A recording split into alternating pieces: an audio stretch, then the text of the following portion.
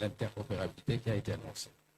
Nous allons donner la parole successivement à Madame le ministre des Sceaux, Monsieur le ministre des Télécommunications et Monsieur le ministre du Tourisme. Sur la base de ce qui a été dit, fondamentalement, la digitalisation doit permettre à l'État d'être plus efficace, aux entreprises également de l'être et aux citoyens d'avoir accès aux services publics. Madame le ministre de la Justice, garde des Sceaux, votre département avec le péage judiciaire, qui est un projet qui a traîné quand même pendant plus d'une vingtaine d'années et qui aujourd'hui est disponible dans cette plateforme, s'engage donc dans la digitalisation. Et cela, je pense, depuis les assises de la justice qui ont été tenues. Pouvez-vous nous dire comment comptez-vous dérouler de façon plus générale la digitalisation au sein de la justice, puisque les documents de justice ont une importance capitale dans la vie des entreprises et des citoyens? Merci beaucoup. Excellence, Monsieur le Premier ministre, Monsieur le représentant de l'Assemblée nationale, Monsieur le ministre, Madame la ministre, Madame la ministre, chers partenaires, directeurs généraux, participants. Les assises de la justice ont constitué un moment fondateur pour notre système judiciaire, posant les bases d'une réforme profonde axée sur la modernisation, l'efficacité et l'amélioration du service public de la justice. Depuis la clôture de ces travaux, plusieurs avancées concrètes ont été enregistrées, en particulier en matière de digitalisation des procédures judiciaires.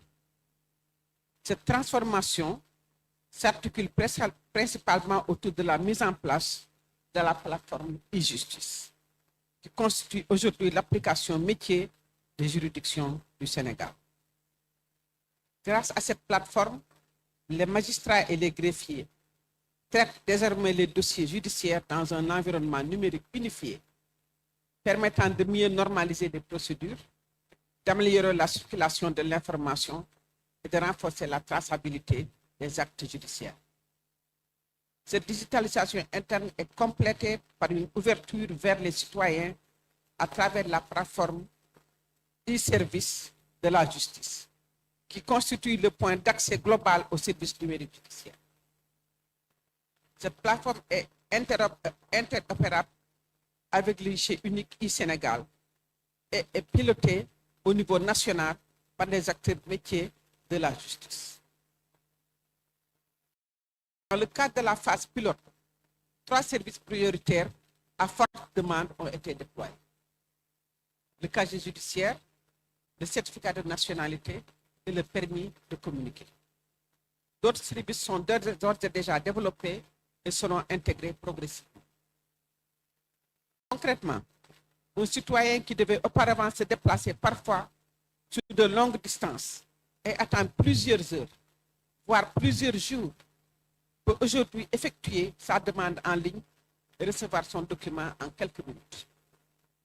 Il s'agit là d'un gain considérable en termes de temps, en termes de coûts et de simplification des démarches. Cette transformation se veut toutefois inclusive.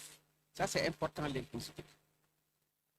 Les maisons de justice ont été pleinement intégrées dans ce dispositif afin de compléter les espaces Sénégal Service et de servir les points d'accès assistés pour les citoyens peu familiers avec les outils numériques. Cela permet de garantir une meilleure couverture territoriale et d'éviter toute forme d'exclusion numérique, tout en réduisant la pression sur les juridictions et en permettant au greffe de se recentrer sur le traitement des affaires judiciaires. S'agissant de la valeur numérique des documents numériques, le Sénégal dispose d'un cadre légal clair, notamment à travers la loi sur les transactions électroniques, qui reconnaît la valeur probante de l'écrit électronique et consacre l'équivalence juridique entre les documents numériques sur les juridictions et en permettant au greffe de se recentrer sur le traitement des affaires judiciaires. S'agissant de la valeur numérique des documents numériques,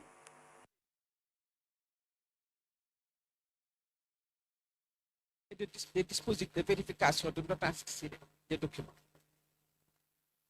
Les documents numériques délivrés à travers e-justice et e-Sénégal offrent ainsi les mêmes garanties juridiques que leurs équivalents physiques. Enfin, sur le plan organisationnel, la plateforme e-justice permet un meilleur pilotage de l'activité des juridictions. Elle contribue à améliorer progressivement le respect des délais réglementaires grâce à une meilleure structuration du traitement des dossiers et une visibilité accrue sur le flux des charges de travail. Ainsi donc, la digitalisation engagée à travers e-justice ne se limite pas à un simple changement technologique. Elle constitue une réforme structurelle au service d'une justice plus efficace, plus transparente et plus accessible, conformément aux orientations issues des assises de la justice.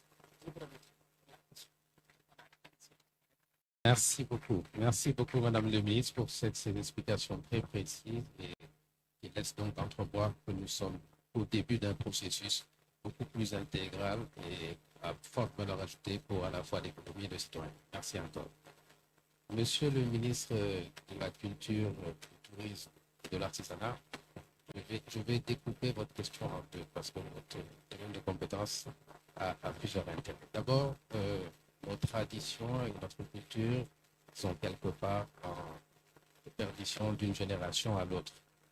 Quelle approche et quelle vision avez-vous de ce que le digital peut-il apporter à la survivance de nos traditions et de notre culture? Et la deuxième question est liée directement au guichet unique qui a été présenté avec le e-visa, qui est une innovation. Pouvez-vous nous garantir, nous autres qui sommes sénégalais, que lorsque nous rentrons à Dakar, nous ne serons plus obligés de redire qui nous sommes, où nous habitons avant de sortir? Merci. Merci beaucoup, Excellence Monsieur le Premier ministre, Mesdames, Messieurs les membres du gouvernement, distingués participants. Vous me permettrez de répondre en inversant un peu les questions. L'importance pour nous de ce New Deal technologique relève quasiment d'une question de survie pour notre département. Comme vous devez le savoir, il est impératif pour un développement touristique d'avoir des données fiables. Et la question de l'interopérabilité va nous permettre à nous de connaître déjà le nombre de touristes qui arrivent par année. Si ces données ne sont pas disponibles, me semble-t-il, il nous sera très difficile de promouvoir la destination du Sénégal parce qu'aujourd'hui, on n'a aucune donnée fiable sur le nombre de touristes. On n'a aucune donnée sur la nationalité des touristes et ça ne nous permet pas d'aller dénicher, d'aller viser certaines destinations particulières. Nous pensons tous que jusqu'à présent, le Sénégal est un marché captif de l'Europe, alors qu'aujourd'hui, on le sait, le potentiel touristique se trouve davantage en Asie, avec quand même les touristes chinois. On a aussi les touristes du Moyen-Orient. En l'absence de données, on ne peut pas savoir qu'est-ce que la destination Sénégal doit promouvoir pour capter quand même ce nouveau marché émergent. L'une des grandes difficultés aussi du développement du tourisme au Sénégal, c'est qu'on a beaucoup de sites touristiques. Et ce qui vient d'être dit avec ce New Deal technologique, c'est la connectivité sur l'ensemble du territoire. Il ne peut y avoir de nouveaux campements touristiques sur nos différentes îles, on en a plus d'une centaine, si le touriste, une fois sur place, n'arrive pas à se connecter. Donc vous voyez que pour nous, le New Deal technologique est une question de survie pour notre développement touristique. Et ça me permet de rebondir sur la culture. Pour vous dire qu'aujourd'hui, si on avait une application e-tourisme au Sénégal, ça permettrait aux touristes qui arrivent au pays de voir nos différents sites culturels, de connaître un peu nos différentes offres culturelles, que ce soit les musées, les collections qui y sont disponibles, les horaires d'ouverture, d'avoir un pass culture unique qui leur permettrait de faire tout le circuit jusqu'à Gorée. Une fois à Gorée, d'avoir une autre expérience visiteur que celle de visiter juste des bâtiments. Ils pourraient avoir des lunettes 3D qui leur permettraient de voir l'histoire même de l'esclavage, de le vivre avant même d'arriver, lors de la traversée, une fois sur place, d'avoir une autre réalité du vécu des lieux.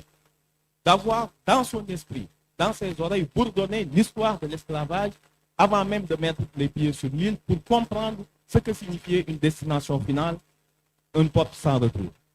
Comme vous le percevez, pour nous, ce New Deal technologique est non seulement capital pour assurer la connectivité sur l'ensemble du territoire, donc une attractivité pour nos sites touristiques, mais de disposer pour l'ensemble de nos hôtels, par exemple, d'un logiciel qui serait, le directeur du Trésor l'a amorcé tout à l'heure, piloté en collaboration avec le ministère des Finances, pour permettre ce logiciel unique d'enregistrement au niveau des hôtels, parce que c'est cette taxe qui est prélevée, la taxe de promotion touristique, qui finance une des plus grandes agences du tourisme au Sénégal et qui perd énormément de ressources parce que chaque hôtel a son propre logiciel d'enregistrement. S'il y avait un logiciel unique, ça nous permettrait de passer du 1,4 milliard qu'on récolte difficilement et qui est simplement des chiffres donnés par les hôteliers eux-mêmes, à un système intégré qui pourrait nous faire passer du moment où ce logiciel est mis en œuvre à peut-être 4 et 5 milliards.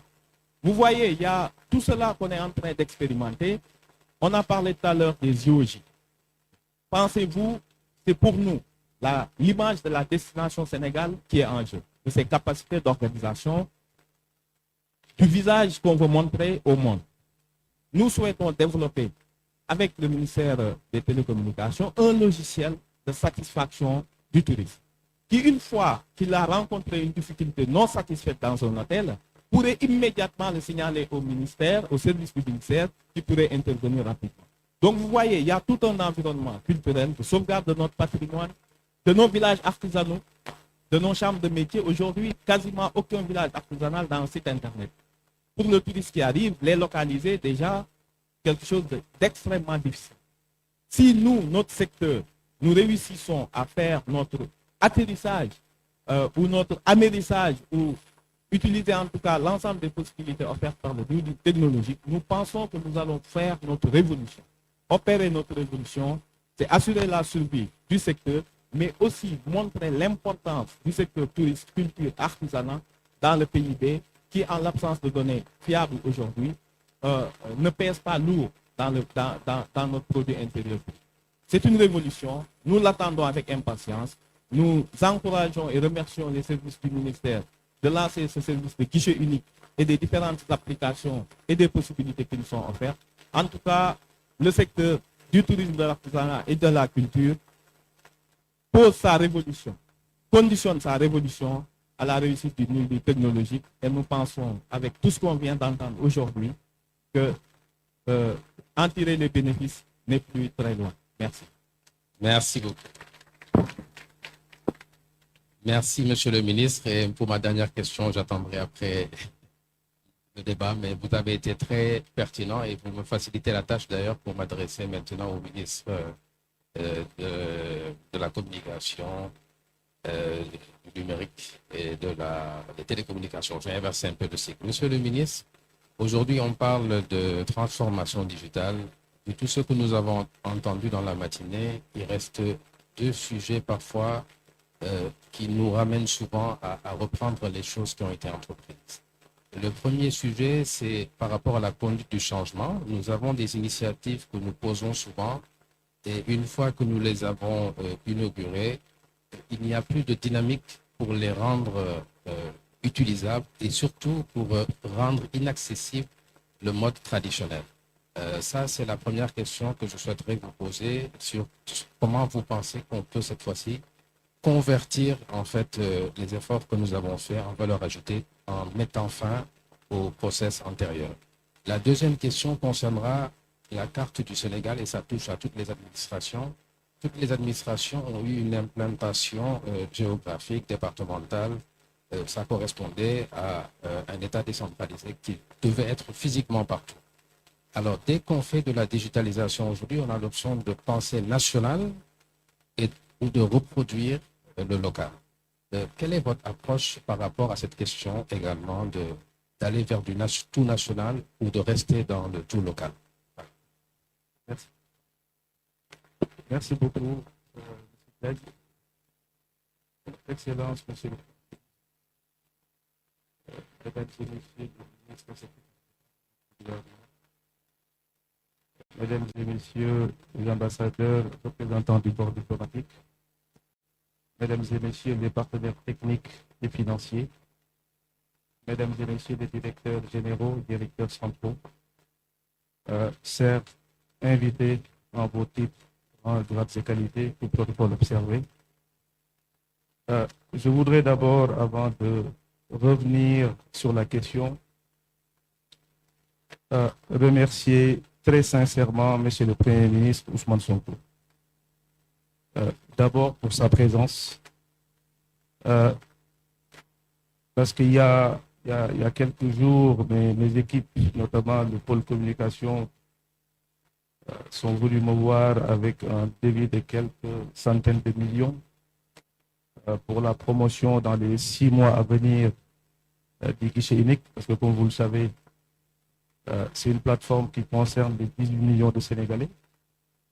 Et pour le vulgariser, pour que ça arrive au plus loin de notre pays et que tous les Sénégalais puissent s'en approprier, il fallait un sponsor et un ambassadeur pour que cette communication puisse être effective. Moi, je leur ai dit qu'on va aller voir Madame la garde des Sceaux pour essayer de faire en sorte que notre événement, en tout cas, puisse être présidé par le Premier ministre, parce qu'on ne peut pas rêver d'avoir un ambassadeur, en tout cas au Sénégal, et je dirais même en Afrique. Parce que l'argent qu'on donne aux influenceurs, je dis que si on a la chance d'avoir le plus grand influenceur de l'Afrique et du Sénégal, je pense que ça va nous faire économiser quelques millions. Cela n'empêche pas que les influenceurs seront mobilisés en tout cas dans le fait de faire en sorte, en tout cas, de vulgariser au maximum pour que ces plateformes, en tout cas, qui sont faites pour les citoyens, puissent arriver. C'est payant. Monsieur le Premier ministre me dit que c'est payant. Et je pense qu'on va encore faire du work number avec Madame la ministre garde des Sceaux pour essayer de le convaincre. En tout cas, merci beaucoup, Monsieur le Premier ministre, sincèrement, du fond du cœur, d'avoir bien voulu présider cette cérémonie qui est hyper importante pour nous. Et pour revenir à votre question, M. Diagne, je pense que d'abord, il y a ce rôle du ministère qu'il faut, pour moi, définir, qui est un ministère central dans le dispositif de la transformation digitale de l'État du Sénégal. Comme vous le savez, le numérique aujourd'hui est partout. Donc, nous sommes un ministère transversal qui travaille avec l'ensemble des ministères de ce pays. Et pour nous, il fallait un ancrage et un pilotage au plus haut niveau. C'est pour ça que le ministère, en tant que bras armé de l'État du Sénégal, agit également sous la supervision stratégique et les arbitrages du Premier ministre. Et ça va permettre aujourd'hui de parler d'une même voix. Tout à l'heure, vous avez parlé de cohérence d'ensemble. Parce que la transformation digitale, ça agit à plusieurs niveaux. C'est la raison pour laquelle, il y a à peine 1 an, nous sommes venus ici présenter le New Deal technologique qui est arrimé à l'agenda national de transformation et qui se veut également être une stratégie cohérente.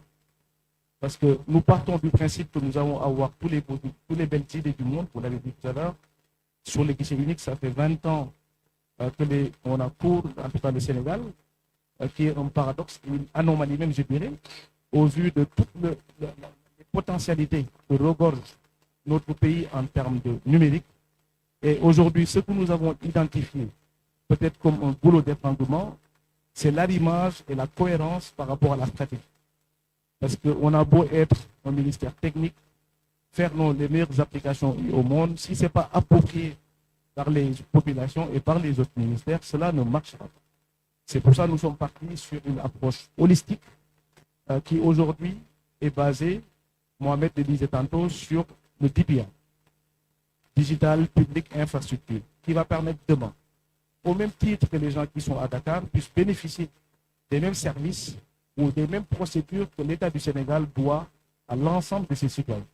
Parce que si on part du principe que, à travers les guichets uniques, le casier judiciaire aujourd'hui qui est disponible ne puisse pas bénéficier à mon cousin qui est à l'intérieur du pays, je pense qu'on n'aura pas fait ce qu'on appelle de la digitalisation de bout en bout.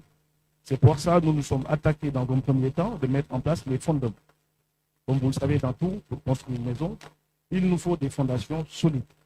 C'est pour ça que nous avons essayé dans la première année de faire en sorte qu'on puisse asseoir ce qu'on appelle la connectivité universelle avec ce mix de la fibre optique aujourd'hui alignée à la technologie satellitaire pour que l'ensemble du territoire puisse être couvert et que tous les Sénégalais, où qu'ils soient, puissent bénéficier des mêmes technologies et des mêmes avancées qu'offre aujourd'hui la technologie. Il y a également ce qu'on appelle les plateformes mutualisées, les plateformes digitales. Ça également, Mohamed est beaucoup revenu là-dessus tout à l'heure en disant que le fonctionnement en silo qui a été une problématique dans notre pays parce que on dupliquait les plateformes, autant de plateformes que de ministères, que de l'administration de manière générale, avec toutes les garanties, en tout cas, qu'on peut avoir sur les aspects sécuritaires, mais également sur les aspects de disponibilité.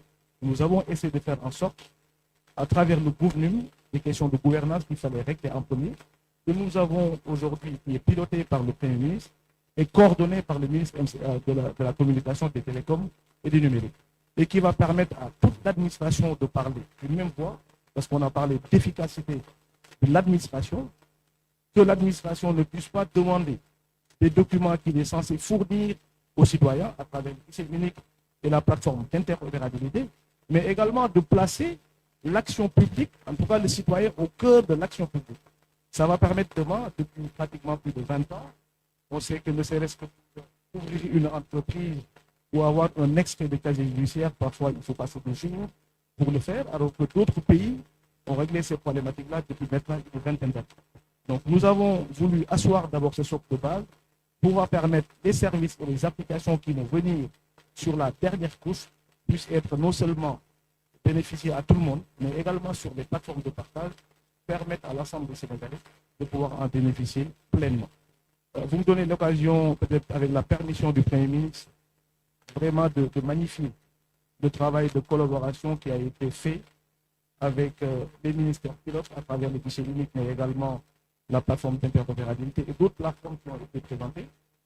Les équipes techniques à travers les directions du système d'information qui sont mobilisées depuis plusieurs mois pour travailler afin de donner ce premier produit, parce qu'on est sur une phase pilote aujourd'hui pour les guichets uniques avec un certain nombre de régions sur lesquelles aujourd'hui la solution est disponible à partir d'aujourd'hui, mais également d'autres services dans les autres ministères aujourd'hui que nous allons entamer, parce qu'avant de passer à l'échelle, il fallait qu'on ait une version pilote qui va permettre de démontrer que c'est possible.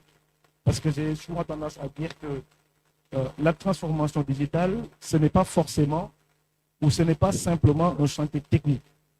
Ça demande une collaboration et une responsabilité collective de l'État. Vous avez évoqué tout à l'heure des aspects de conduite du changement, parce que comme vous l'avez bien dit, si on digitalise et que les gens qui sont censés l'utiliser ne sont pas sensibilisés sur les questions, je pense que là, on sera digitalisé de moitié, on ne sera pas effectif sur toute la chaîne de valeur. C'est pour ça, même sur les présentations que vous avez vues depuis ce matin, à travers le cadre réglementaire qui est agile, qui pour nous est le premier brique qui va permettre aujourd'hui, sur les aspects légaux et réglementaires, de pouvoir les définir, mais également une certaine cohérence dans l'empilation, en tout cas des différentes plateformes qui ont été présentées, mais également le Premier ministre nous parle souvent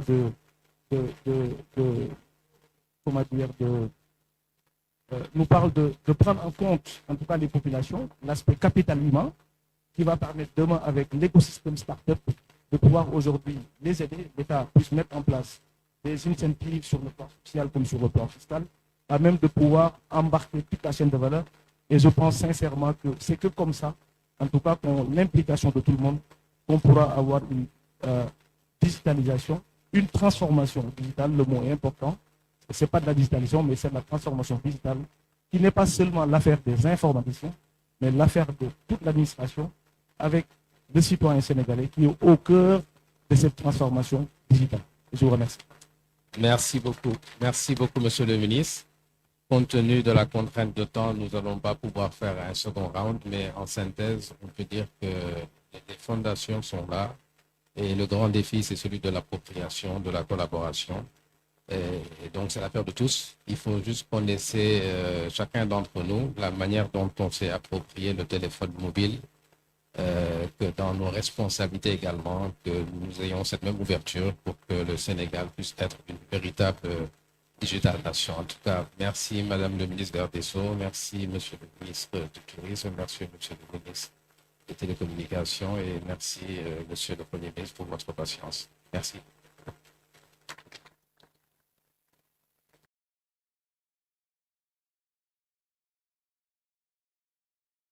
Merci beaucoup, Monsieur Diagne. Merci également aux différents intervenants au cours de ce panel ministériel. On a fait en sorte de respecter le timing. Et je voudrais signaler à l'assistance qu'il y aura